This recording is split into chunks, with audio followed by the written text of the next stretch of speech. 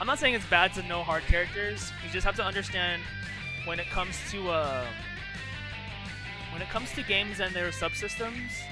I think knowing the character is really good, but if either the game systems they can either hinder your ability to play well, or you're gonna have to be really clever with how you use the systems and be really good with your characters. So it kind of it can go either way, but luckily this is a game where I think the system benefits. It can benefit even, you know, probably some of the worst characters, quote unquote.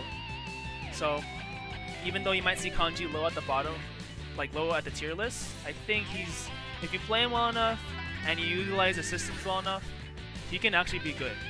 So don't be fooled by tier lists, because I don't really listen to them most of the time anyways. The only time I listen to them is when I see consistently high tier characters and I try to avoid them, because I don't really like picking that. Unless the characters I really like are high tier. Yep. I've experimented with these characters. It's just when you actually try and play them, it becomes a lot harder. Like, you have to commit yourself to really wanting to. Like, that's always been my philosophy. I don't pick what just is a winning known combination.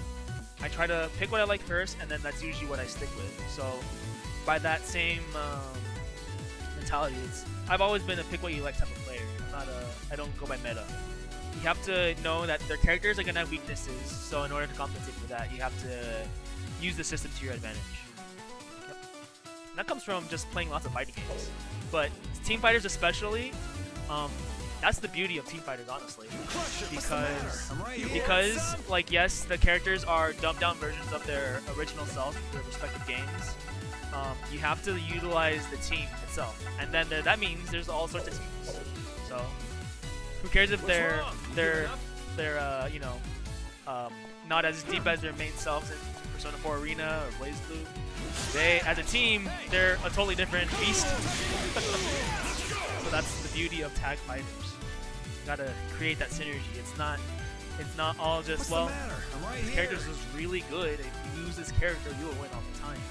That's not how this game works.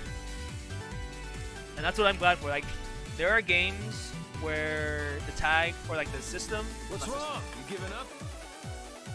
The general meta has revolved around picking a set of characters that just is known to dominate, which is cool, but why limit yourself to just that when there's a whole character select screen? So, comboing with assists, or even just using your assists, comes in 3 stages. Mostly, you're going to be doing combos that will always combo into assists. And that's good and all, but you need that later on so you can start punishing bursts. So, 1, 2. So that's assist usage number 1, comboing into assist. Assist usage number 2, using your assist in neutral and keeping them safe. That's a better use, because now you're familiarizing yourself with how the assist has to be used. And then stage 3 is active switching.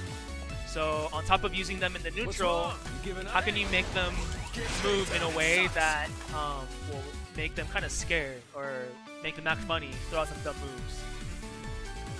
So that's stage 3. And then stage 4 is using cross combo, where you have to utilize negative edging. So I'm holding down the partner button and then releasing it to do stuff, and at the same time I'm still doing stuff with kanji.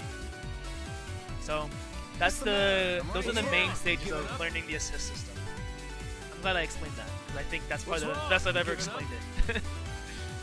Now it's just a matter of, well, what are my best neutral assists, and then what do I do with my point character while my other character is doing their neutral assist.